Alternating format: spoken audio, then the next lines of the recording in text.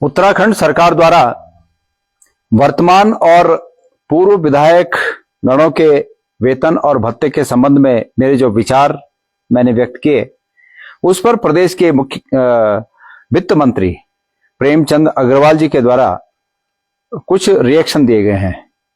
मैंने देखा कि एक चैनल में उन्होंने कहा कि गणेश गोदियाल जी बहुत संपन्न व्यक्ति हैं और गणेश गोदियाल जी संपन्न व्यक्ति हैं तो गणेश गोदियाल जी जो उनको पेंशन मिलती आ रही वो भी छोड़ दें और अपने पार्टी के बाकी लोगों को भी इस बात को कहें। प्रेमचंद अग्रवाल जी, आपने मेरा पूरा वक्तव्य देखा हो न देखा हो, लेकिन कृपया उसको दोबारा देखिए।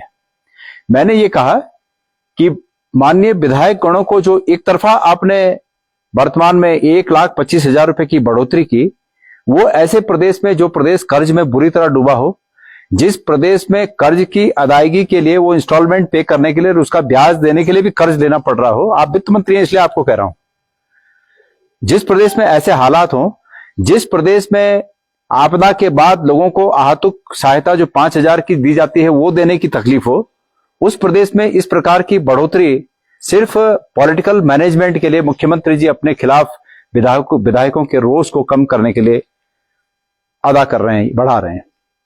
बहरहाल आपने ये कहा कि गणेश गोदियाल, मैंने ये कहा उसमें कि सरकार को इसके लिए एक मैकेनिज्म तैयार करना चाहिए, एक रेगुलेटरी मैकेनिज्म तैयार करना चाहिए ताकि लोगों में आक्रोश न हो और जो जायज हो वो बढ़ोतरी हो, जो जायज न हो वो बढ़ोतरी न हो। मैंने ये कहा, आपने इसको सकारात्मक और एक महत्वपूर्ण मूल्यवान विचार के बजाय इसको इस रूप में लिया कि गणेश गोदियाल बहुत सक्षम है। मुझे अपनी दीनता, अपनी हीनता आपके सामने प्रस्तुत करने की कोई आवश्यकता नहीं और मैं खुशनसीब हूं कि आपकी नजर में मैं बहुत संपन्न व्यक्ति हूं, लेकिन आप प्रदेश के वित्त मंत्री हैं।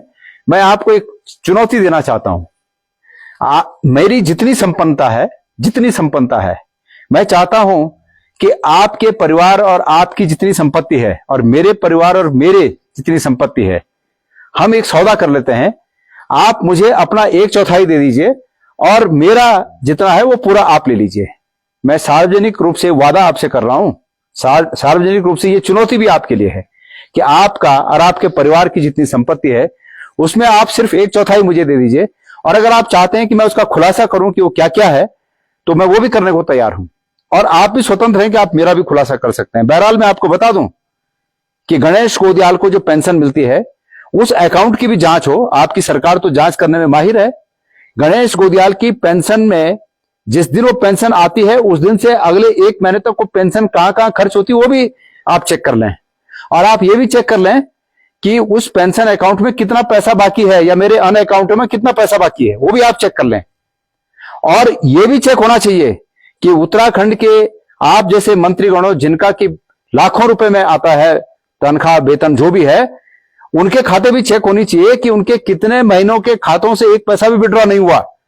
अगर आपके तनख्वाह में से 1 पैसा भी, ऐसे लोगों के तनख्वाह में से 1 पैसा भी कई महीनों तक अगर विड्रॉ नहीं होता है तो उनका खर्च कहां से चलता है, इसकी भी जांच होनी चाहिए। हमारा तो पेंशन आती है और 1 महीना पूरा नहीं पड़ता है, कभी पेट्रोल के लिए कभी किसी और काम के लिए हमारा तो विड्रॉ होते रहता है और आप जांच कर लीजिए मेरे खाते की। लेकिन आपने जो ये बात कही कि वो बहुत संपन्न है, खुशी की बात है। मैं संपन्न, मुझे अपनी वो दिखाने की आवश्यकता नहीं, परमेश्वर ने मुझे मेरे लायक बहुत दिया है। हम पहाड़ी लोग हैं और हम थोड़े में ही तुष्ट रहते हैं, लेकिन फिर भी आपको ये मैं चुनौती देता हूं कि आप 1/4 अपना मुझे दे दीजिए और मेरा सर्वस्व ले लीजिए। मैं उम्मीद करता हूं कि इस पर भी आपका रिएक्शन आऊंगा। और एक बात और बता दूं, आज मैं जिस जगह से इस बात को कह रहा हूं वह जगह वीर चंद्र सिंह गढ़वाली जी की भूमि है। उनके गांव से मैं आपको ये चुनौती दे रहा हूं। मैं उम्मीद करता हूं कि आप भी इस प्रदेश के वित्त मंत्री होने के नाते मेरी इस चुनौती को जरूर स्वीकार करेंगे।